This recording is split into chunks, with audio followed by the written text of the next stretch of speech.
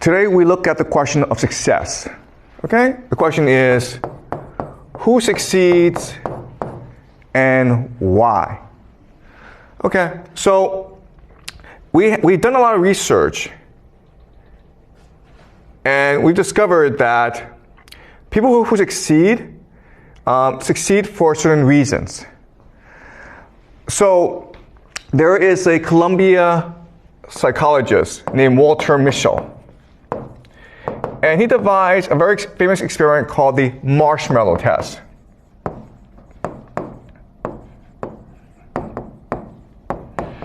In the marshmallow test, it's very, very easy, okay? So imagine a room, and I invite a 4-year-old or a 5-year-old to come into this room and have a conversation with him or her.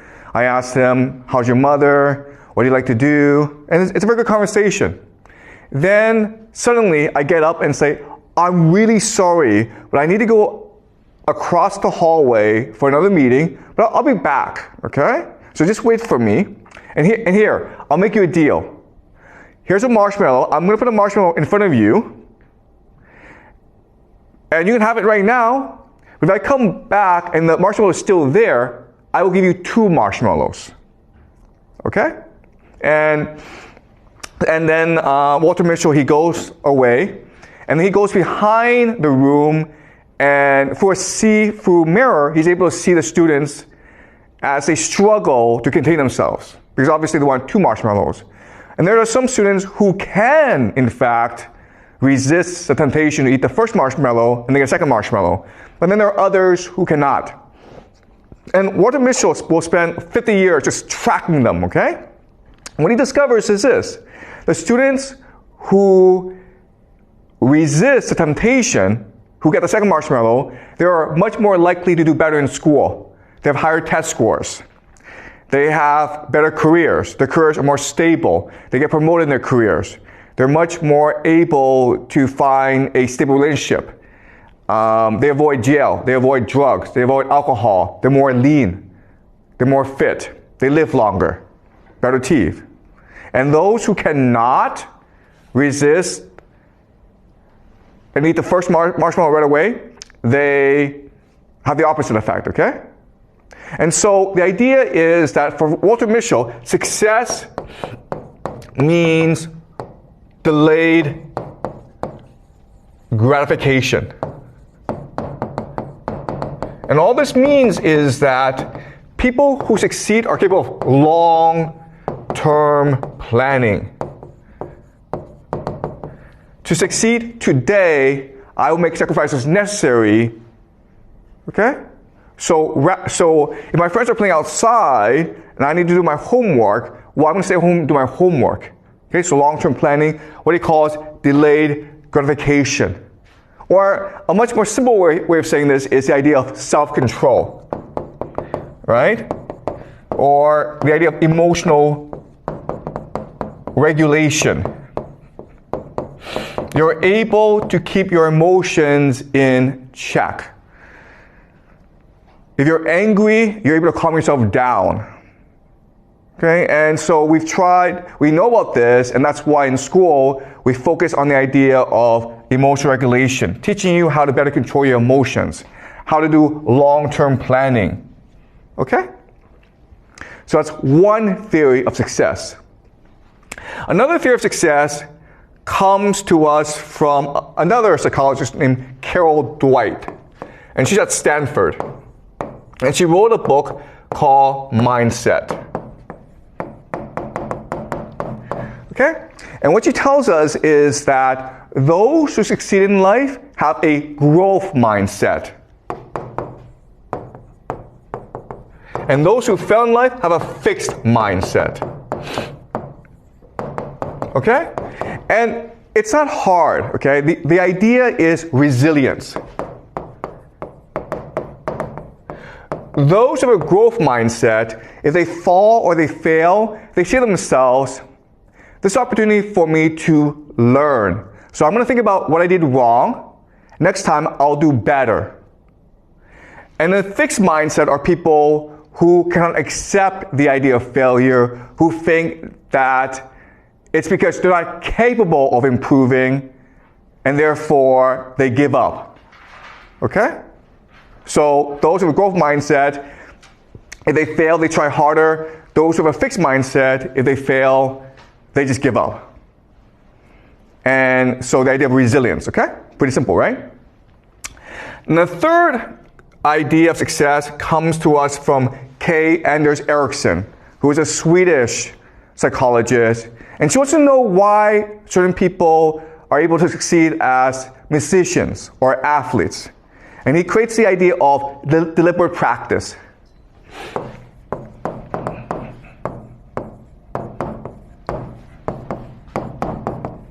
Okay? So what he found is that people who want to become athletes or musicians, they work really hard. They practice every day. But the people who succeed practice strategically. Okay? So those who work hard just work a long time. But those who work strategically have a plan. The plan is this. What are my goals? How can I achieve these goals? And then how do I improve my plan? Okay? So they're examining their own practices. And they're trying to figure out where the weaknesses are, where they can improve. Then set a plan on how to improve, and then they follow this plan. And if this plan helps them improve, they stick to the plan. But if the plan doesn't really work, they change the plan as well. Okay? So this is the idea of self-reflection.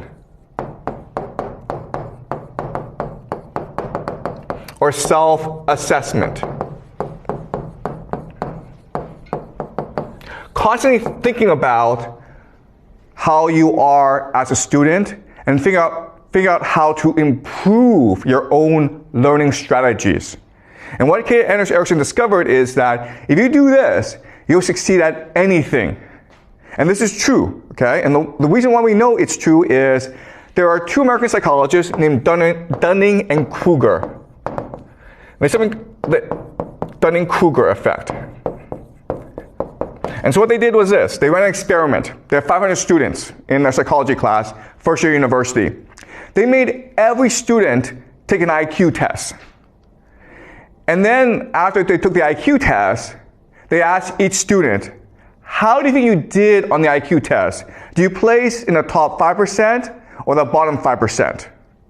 And it turns out that no one got the ranking correct. Okay? So those who were in the top 5% in terms of IQ thought they were maybe in the top 20%. Because for them it was easy, so they assumed for everyone else it was easy as well. But what was dramatic is that those who scored the lowest thought they were average. Okay? So the worst 5% in the class thought they were in the top 50% or just average. And the reason why is those people who are stupid lack the capacity to know they're stupid. Okay? So what Dunning-Kruger discovered is that the hardest part of being a student is to assess yourself properly, to know exactly where you stand and how to improve.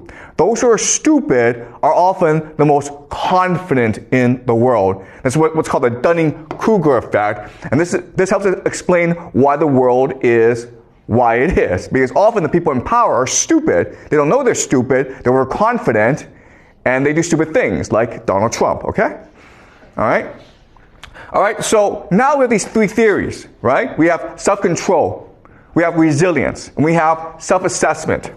And so as educators, as schools, what we can do is devise strategies and curriculum to help students all succeed. Correct, right?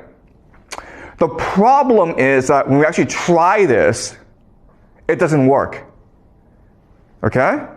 If you take a bad student and you teach him self-control, resilience, and self-assessment, the student doesn't actually get better.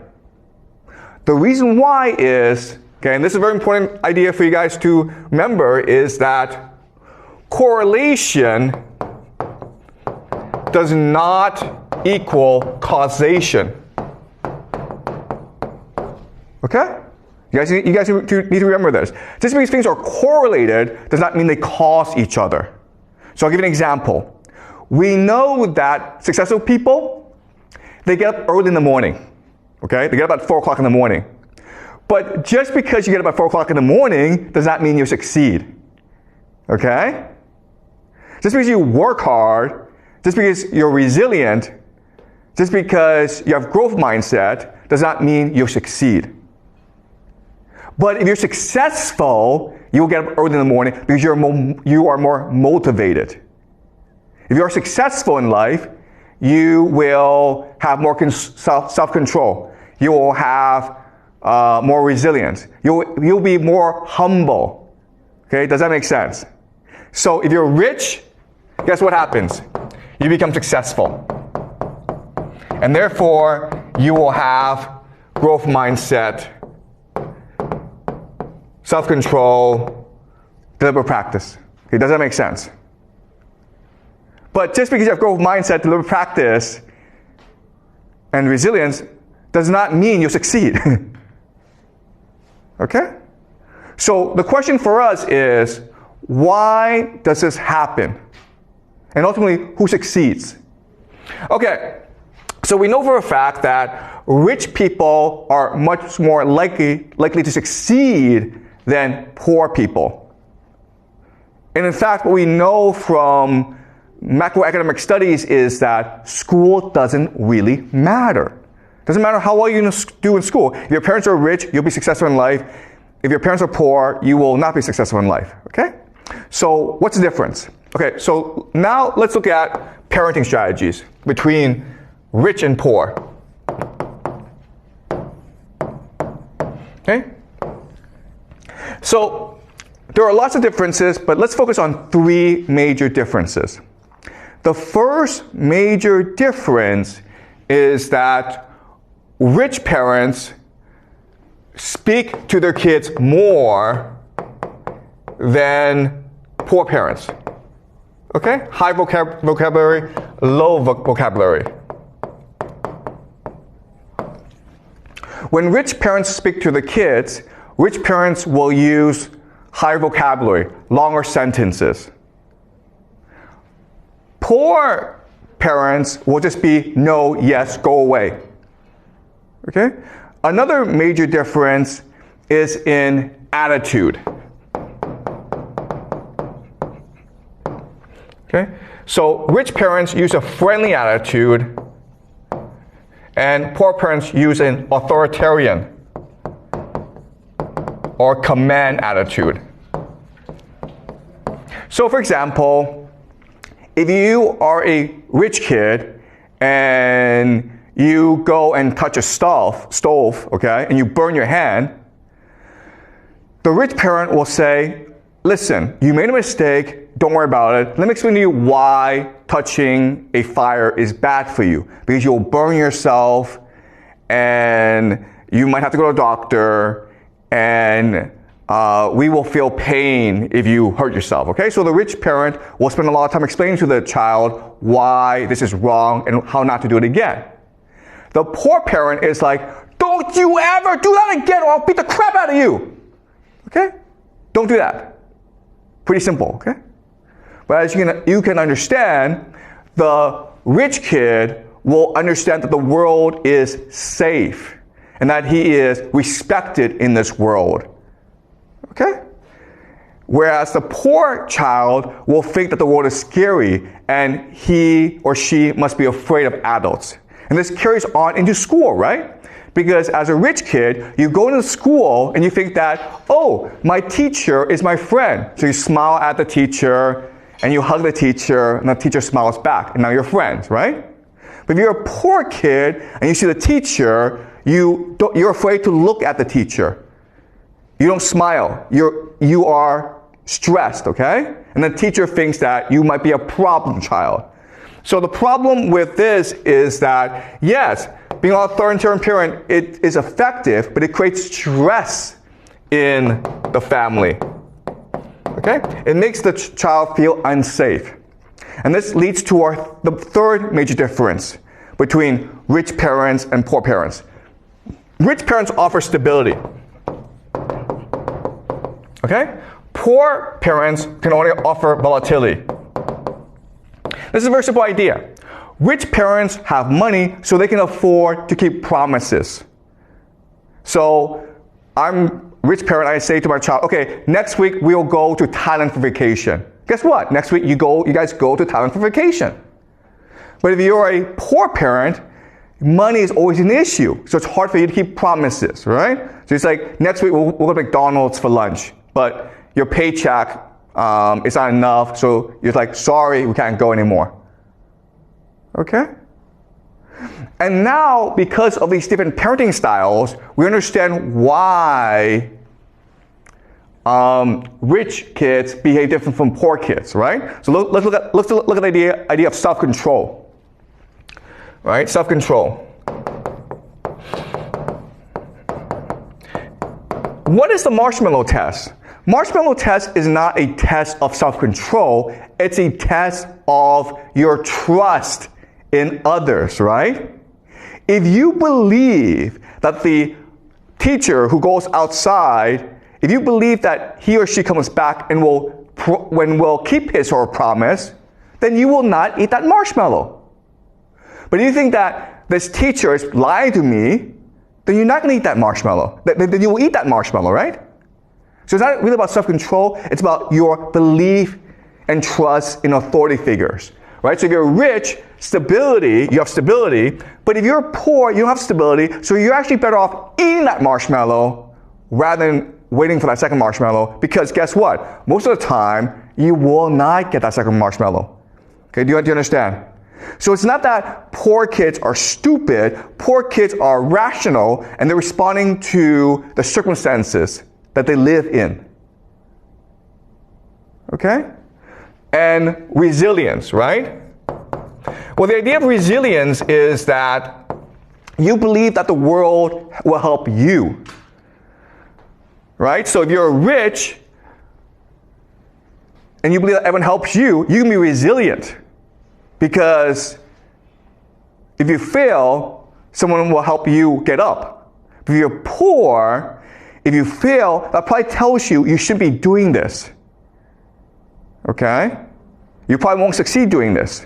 So you don't have much confidence in others. Okay? And the idea of self-assessment, right? Looking inward. Well, if you're a poor child who lives under a lot of stress, it's hard for you to be self-reflective. Because if you look back at yourself, all you can think about is your pain and your stress. Okay? So from these different parenting strategies, we can now explain why different students behave the way they do. This, of course, may lead you to think, okay, well then, rather than construct our schools around self-control, resilience, and self-reflection, we should construct our schools around better parenting skills, okay? Which means that, hey, let's construct schools where kids are exposed to a lot of vocabulary, where teachers are friendly, and where there's a lot of stability, okay? And we've tried this, and it's more effective, but it doesn't really work either. Why? Because the kids come in too late. A lot of their worldview is already established. Then you're like, okay, well then let's change how parents behave. And when you do that, what you recognize is that, nope, you can't change how they behave either. Okay?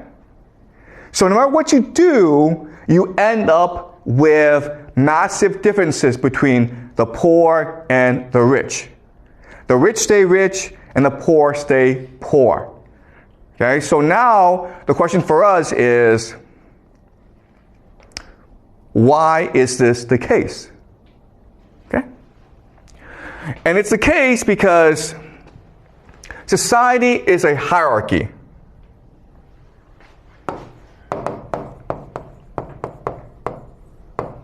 Okay, and the hierarchy is usually divided between the rich and the poor.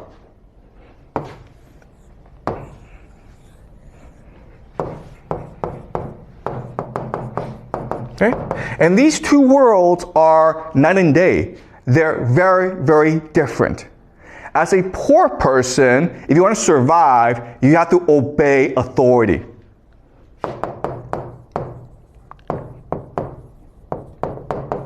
Okay? But if you're a rich person, the way that you get along with others, the way that you maximize your outcome is by negotiating with others. Okay? Negotiating.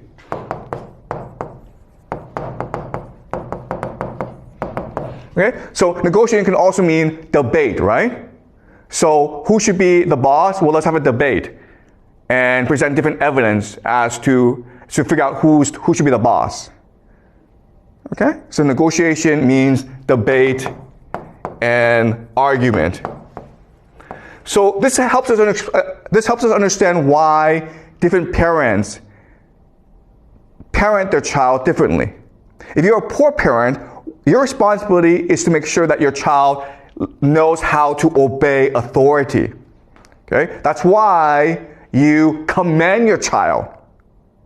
But if you are a rich parent, you want your child to be able to negotiate with authority, and that's why you respect your child and you teach your child how to debate, how to argue, how to negotiate with others. Okay? Because they live in different worlds. Another way of saying this is that from day one, rich kids know that they're playing a different game from poor kids. Okay? So let's go back and look at parents. Okay? So poor parents command their child, don't really speak, don't communicate, and don't keep promises, okay?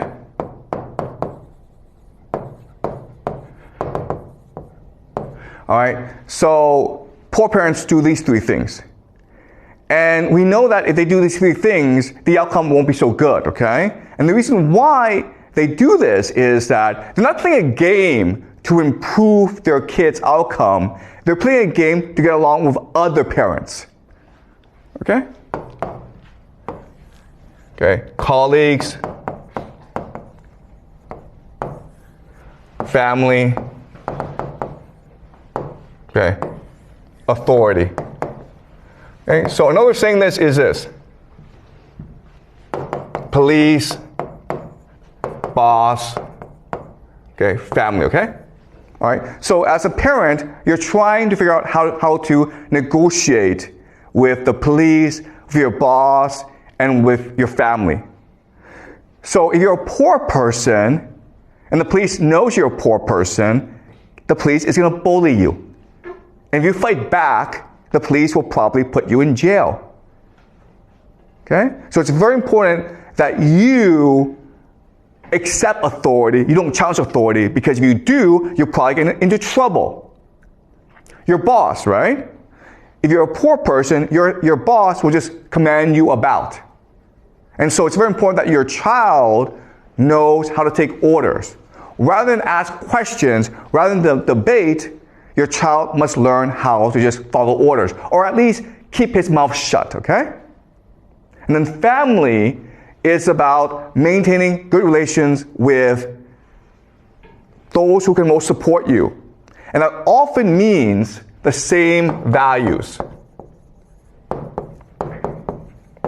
Okay? So if your family members or your friends, if they are parenting their child in this manner, you're also going to copy them, okay? Imitation. All right? And for a poor person, this is the optimal strategy of how to parent.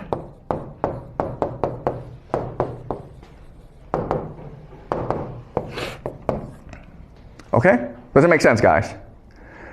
Because if you do it another way, okay?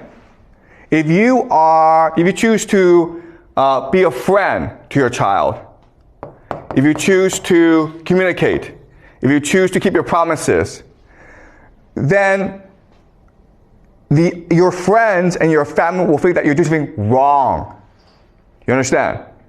They won't think, oh my God, you are an enlightened parent who's read a lot of parenting books and great for you. They're going to think there's something wrong with you. Okay? So let me give you an example of this. So, my wife and I have 3 kids, okay? My parenting style. So my wife and I have 3 kids. And this is how we parent our kid, okay? First of all, we give our child a lot of freedom. So we don't have our kids do activities, okay? We don't have our kids do lots of activities. We don't send our kids to math class. We don't send our kids to swimming class. We don't send our kids to piano class, okay? We just let our kids run around and play. The other thing that we do is we communicate a lot with our child. Okay? Communication. We believe in democracy in our family. If we're going to make a decision together, we want everyone to communicate together. Okay? So a normal Chinese family will just have a very tight schedule, right? And the other thing that we do that's different is we tell stories. The other Chinese families will do math. Okay? So we raise our children in a way that's very different from normal Chinese families, from the way that you've been raised. Okay? And we do this because both my wife and I, we spend a lot of time talking about parenting. I've read a lot of books about parenting. I've spent many decades researching the best education possible. And so that's why we raise our children in this way. And guess what? Because we do this, we have no friends in China. We have family, but they all think we're crazy. Okay? But we do this because for us, what's most important is to make sure that our children are happy and healthy, and that they have a chance to be creative and be successful in life. Because I think that if you do it this way, the child will not be creative, will not be successful. But if you do it this way, your child will fit into China better. Okay? So, parenting, the goal, the incentive is not for your child to succeed. The incentive is for your child to fit into China or the larger social environment that you are in. Okay? And that's why it's very hard to change the way people behave. And that's why social structures are extremely rigid, because the game they're playing is often just to fit into their environment. Okay, does that make sense, guys? Okay, any questions before I move on? Yep. Thanks. So for poor families, is there any way for the poor kids to succeed, to be the rich parent you described in the future? Yeah. Okay, that's a really good question, okay? So we know that there are certain poor kids who do succeed. For example, I'm a poor kid who succeeded. We immigrated to Toronto, Canada when I was like 6 years old, and my father was a dishwasher. So we were a very poor family, okay? But I succeeded because I left Canada for the United States. So Canada is a very rigid place where poor people basically move up a bit, but not too far. But I was able to succeed because I was able to get a scholarship to go study in the United States. Okay, so there are opportunities. The problem, though, is that it means leaving your community. Okay, does that make sense? So one way to succeed is to abandon your community.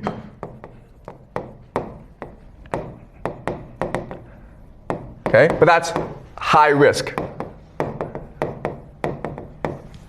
Right? So you have to be extremely individualistic to take such a risk. So that's why most people don't do it. Because if you think about it, the safest option for you is to stay within your community. That's what's going to guarantee you the best outcome. But if you choose to abandon your community and just say, you know what, I'm going to go somewhere else and try my luck, that's taking a really high risk, okay? So to succeed, you have to take high risk. So another possibility is war. That traditionally, historically, has been the best mechanism of social mobility. When you go fight a war and you do really well, you get promoted in life. Okay? But again, war is high risk because chances are you'll get killed. Okay? So not just war, but also revolution. Right? Okay? And of course, the best way, of course, is to marrying up. Okay? And that's why, remember in our very first class, we talked about the dating game, right? Where women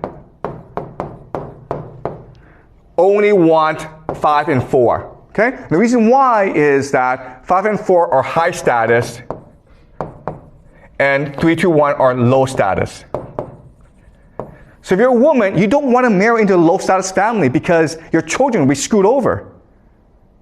Okay? Your best option is to take a risk, gamble into a high status and marry. You want to try to marry into a high status family. Okay? So traditionally, war and marrying up are the two major mechanisms of social mobility. In today's world, abandoning community can also lead to success. Okay, basically immigrating to a place that offers more social mobility, which often means the United States. Okay, but another way of saying this is you have to get really lucky, guys. Okay, so there's lots of poor people who think that, I succeeded because I worked hard and I'm really talented. Look, I was born poor. I lucked into Yale. Okay, it's luck. You can work as hard as you want, but the chances are against you. Okay? And it takes a certain personality, which is you're really individualistic, you're very ambitious, and you have high risk tolerance. Most people don't have that, okay? So yes, there are certain people who, despite their background, they're able to succeed. But that's often the exception to the rule, as opposed to the rule itself. Okay, so thank you. Is this clear? Yeah. Okay, any more questions, guys, before I move on? Okay.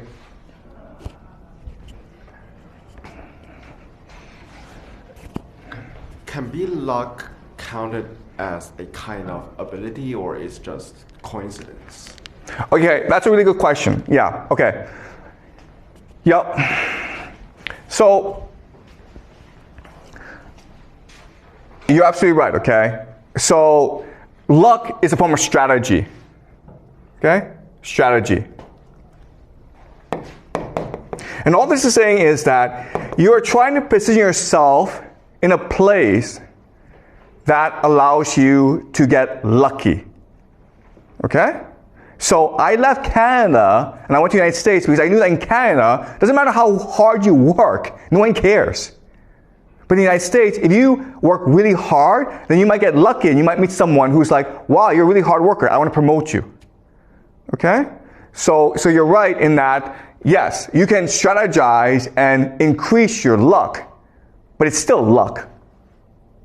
All right? And those who succeed are able to think strategically and far ahead and position themselves in a way that allows them to get lucky. Okay? And they often have the characteristics that we talked about, like self-control, resilience, and the ability to look inward and better understand what you're good at. Okay? So it takes a combination of factors. But the point I'm trying to make is that these people are only a minority, okay? 1% of the population, really. Okay? And they still depend on luck. Any more questions before I move on? Okay. So this leads us to a question, which is, okay, well, the way that I frame everything, okay, you have poor and you have rich. And as discussed, they live in their own world, and they don't really connect with each other. They have different parenting strategies, they have different outlooks. The rich stay with themselves, the poor stay amongst themselves. So this looks like a very stable system, right? Stability. Or the word we can use is equilibrium.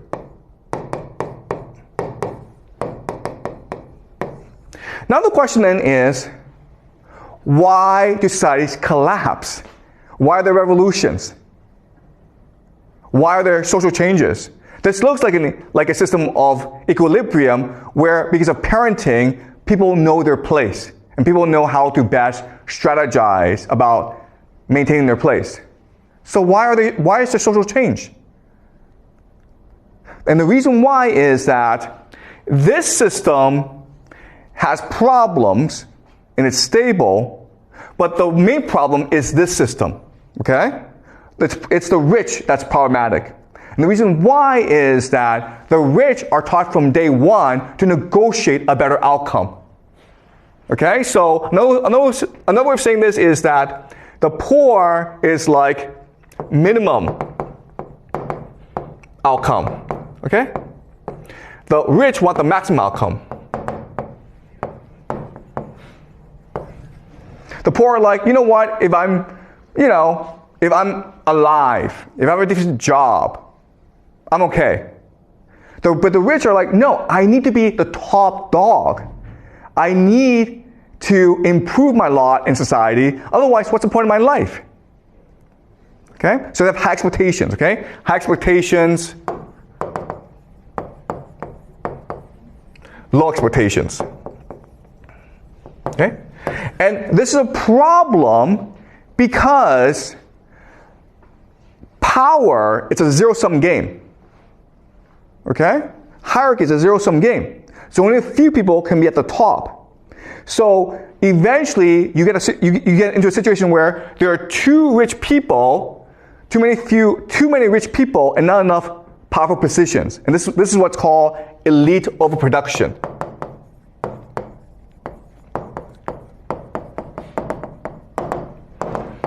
Okay? And then what happens here is that in order to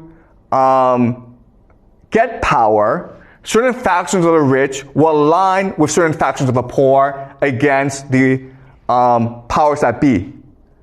Okay? So all revolutions are always between the half a lot versus half some.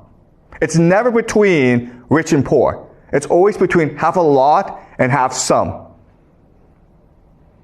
So the people who led the Chinese Revolution, right? People like Mao Zedong, Zhou Enlai, Deng Xiaoping, they were not poor people. They didn't come from poor families. But they weren't rich enough, okay? So the Chinese Revolution was really between the urban elite versus the rural elite. Okay, the half a lot versus half some. If you look at every revolution in human history, that's always been the case. Okay? If you go back to Chinese history and you look at all these revolutions that started in China, it was always led by the middle class or the aspirational class, usually merchants, right? Merchants.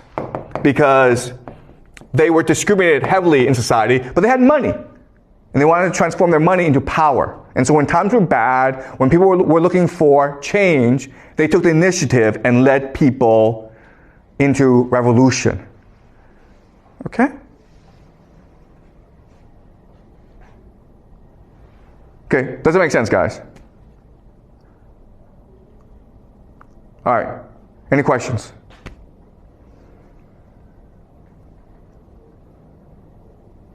Yeah. All right.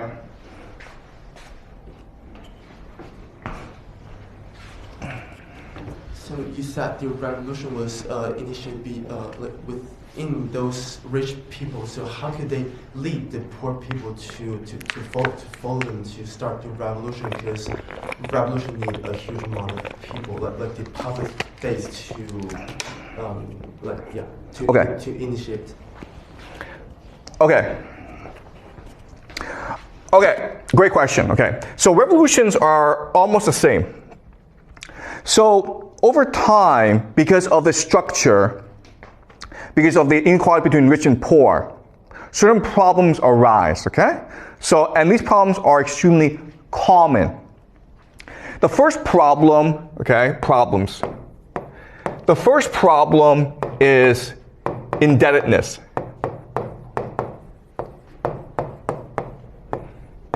Because the rich have a monopoly over wealth, for the poor to survive, they need to borrow money. But over time, because of interest rates,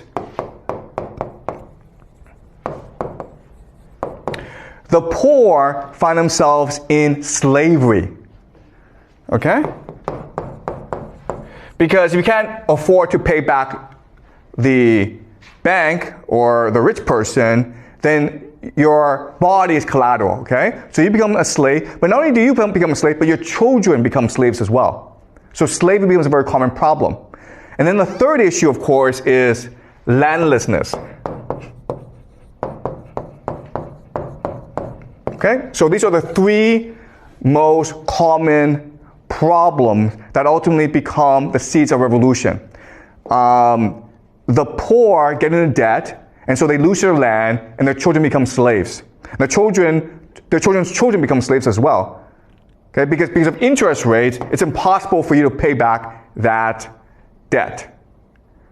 Okay, so now you have a majority of people who have absolutely no incentive to live.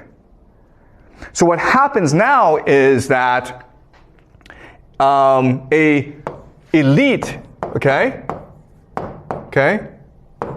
say to these people, follow me into revolution and I will clear your debts. I will give you land and I will end slavery. And that's it. Okay? Every single revolution has been like this. There have been different names, okay? So for example, communists are like, we'll create a communist paradise. But what's a communist paradise? A communist paradise is where debt is canceled, where people are given land, and where no one's a slave, okay? Then others like, okay, we'll create a religious paradise. Islam, okay, so Muhammad, the Islamic Revolution was about this initially. Later on it changed, right? And Muhammad said to everyone, we're going to create a kingdom of heaven. But what's the kingdom of heaven? The kingdom of heaven is where people don't have debt, where people have land to feed themselves, and where there are no slaves. So if you're a Muslim, you can never be a slave. Okay? So look at every single revolution, it's this pattern. Whereas over time, because of inequality in society, you have people who fall into too much debt, they become slaves, they have no land, and then because of elite overproduction, you have this faction that splinters off, and who, in order to obtain power, get the people on their side, okay? And you look at the Roman Civil War, Julius Caesar was saying the same thing, right? Why was he so popular? Because he was saying to the Roman people, if I become king, I will get rid of your debt, I will free you of slavery, and I will give you land. And that's why they had to kill him. Okay? Why is Donald Trump so popular in America right now? Same thing, man. Where Americans are in debt to their credit cards, student loans, their houses. And so they believe that if Donald Trump were to come to power, if he were to become king, what's the first thing that king does? What the first thing that king always does is cancel all debts. Because if you cancel all debts, who loses power? It's the rich who lose power. And it's the rich who are almost dangerous to a king. Okay? Does that make sense? Okay? So again, this is a very similar pattern in human history. It's all game theory, okay? Any more questions, guys? Okay, ask one more question, then we'll break, okay? Is this clear to you guys? Okay. So another way of understanding this is that according to game theory, individuals don't really matter. Okay, you have to look at large groups, you have to look at large social trends.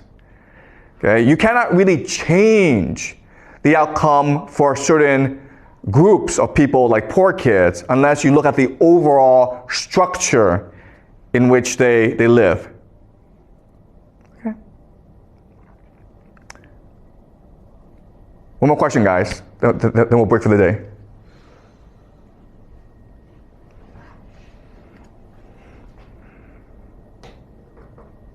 Yeah, Alan?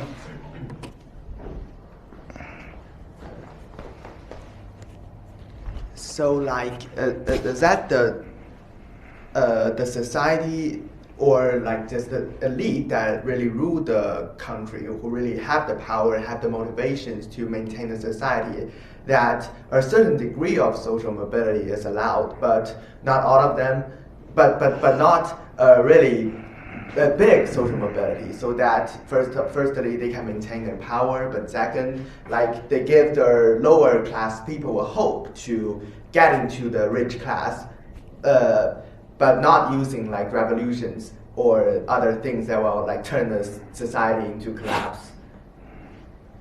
Okay, yeah. Okay, look, you're absolutely right. So social mobility is really the best form of governance, right?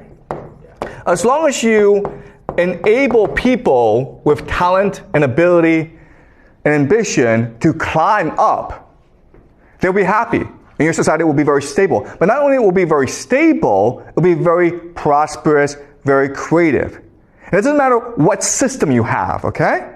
So the example is, okay, America in the 1950s was a democracy. And there's a lot of social mobility.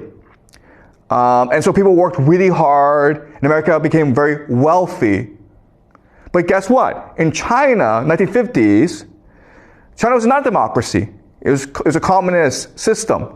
But in the 1950s, people worked really hard as well. Why? Because China was destroyed after decades of war, and there were lots of opportunities for social mobility. If you worked hard, you got promoted very quickly in the system. So even though it was a communist system, not a capitalist system, even though it was a command economy rather than democracy, people worked really hard because they thought that by working hard, they can improve their lives. So social mobility is the best form of governance. You don't need democracy, you don't need any system, okay? As long as you have social mobility, people will be happy. The problem, though, is that over time, less than a generation, all the positions of power are failed, okay? So the people with talent who made the country great, who made the country wealthy, when they get into power, they don't want people like them to replace them. They want their children to replace them. Okay? And over time, these children are a lot. So what happens is at the very top, all the positions are filled. And there's a waiting list as well. So if you are a poor person who works hard, really talented, unfortunately, all those positions at the top are filled already. And there's also a waiting list, so too bad. Okay? And again, you just look at Chinese history, right? Look at Chinese history, where at the beginning of the dynasty, you had all these talented people take the civil entrance examination, the Keju, and these are really top people. But then what happens is that they have children, and they teach their children how to do on the Keju, and then eventually they're like, you know what, we'll just cheat. So they corrupt the Keju, and then eventually like, you know what, screw this. Whoever can pay to pass the Keju will pass the Keju. And then all the positions at the very top are filled. There's no more social mobility. So what do people do? They engage in revolution, right? So you look at Hong Xiuquan, right? He failed the Keju, or there was no position at the top for him. So he believed he became the brother of Jesus, right? And he started this revolution that claimed tens of millions of lives in China. Why? Because there was no social mobility for him. 50 years ago, prior, he would have been a civil servant. Same thing for Mao Zedong, right? By the time that Mao Zedong became a university student, the Keju had been eliminated. So there's no way for him to climb the ladder anymore. Therefore, he had to start engaging in new ideas. Okay? So you're absolutely right in that social mobility is the best way to maintain social harmony, but people have children, and they want the children to succeed, and they will arrange a system in a way that only their children can succeed, which screws over every other children, everyone else, and so they have no choice but to overthrow the system, okay? Or another way of saying this is game reset. Game reset. This is what a revolution is, okay? So another way of saying this is that 100 people are playing a game, 10 people are winning, and they keep on winning, and they can only win. So everyone else is like, screw this game, let's start a new game. And the 10 people are like, nope, we're happy playing this game. They can't agree, so the 90 people the only thing they can do is a revolution, which allows for game reset, which now again allows for social mobility. And that is the course of human history. Okay? Either you climb up the ladder. If they don't allow you to climb up the ladder, then you just break the game. Okay? So, but unfortunately, again, once you're in power, you want your children to inherit your power. And so you'll rig the game in a way that only your children can succeed. Okay? And that's why the schools are the way they are. Okay? Schools for the rich are very different from schools for the poor, right? Schools for the rich, there's a lot of freedom, there's a lot of creativity, the teachers are very good. You go to poor schools and it's the complete opposite. And the reason why is the system is set up to make sure that certain people succeed and everyone else fails. Okay? Does that make sense, Alan? Okay, great. Any more questions, guys? All right, good. I'll see you guys next class, okay?